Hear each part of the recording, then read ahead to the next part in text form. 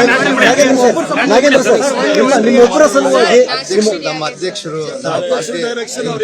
ಹೇಳಿದ್ದಾರೆ, ಏನು ಮಾತಾಡಬಾರ್ದು ಅಂತ ಹೇಳಿದ್ರೆ ನಾನು ಏನು ಮಾತಾಡ. ನಿಮ್ಮಿಂದಾಗಿ ಒಂದು ವಾರದ ಕಲಾಪ ನಡೆದಿಲ್ಲ ನಾಗೇಂದ್ರ ಅವರೇ. ಈಗ ಎಲ್ಲ ಕೂಡ ಪ್ರಕರಣ ನ್ಯಾಯಾಲಯದಲ್ಲಿದೆ, ನಾನೇನು ಮಾತಾಡೋದಿಲ್ಲ ಹೇಳಿದ್ದಾರೆ. ಅಲ್ಲ, ಓಕೆ ಸರ್, ನಿಮ್ಮ ಅಧ್ಯಕ್ಷ ಡೈರೆಕ್ಷನ್ ಏನೇ ಇರ್ಬೋದು ಸರ್, ಅಟ್ಲೀಸ್ಟ್ ಈಗ ನಿಮ್ಮ ವಿಚಾರವಾಗಲ್ವಾ ಸರ್?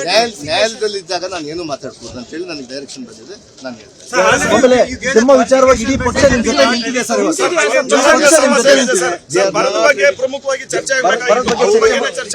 ಅವರು ಸದನದಲ್ಲಿ ಚರ್ಚೆಗೆ ಬರ್ಲಿಕ್ಕೆ ತಯಾರಿನೇ ಇಲ್ಲ.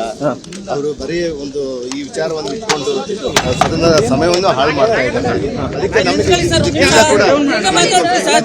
ಇದಕ್ಕೆಲ್ಲ ಕೂಡ ನಾವೆಲ್ಲ ನಮ್ಮ ಪಕ್ಷ ಸನ್ನಿಧವಾಗಿದೆ.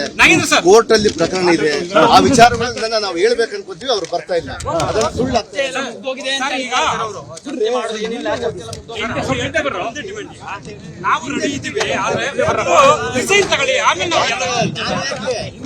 ನಾನು ಒಬ್ಬ ದಲಿತ ಅಂತ ಹೇಳಿದ್ರೆ ಮುಖ್ಯಮಂತ್ರಿ ಸುಮಾರು 126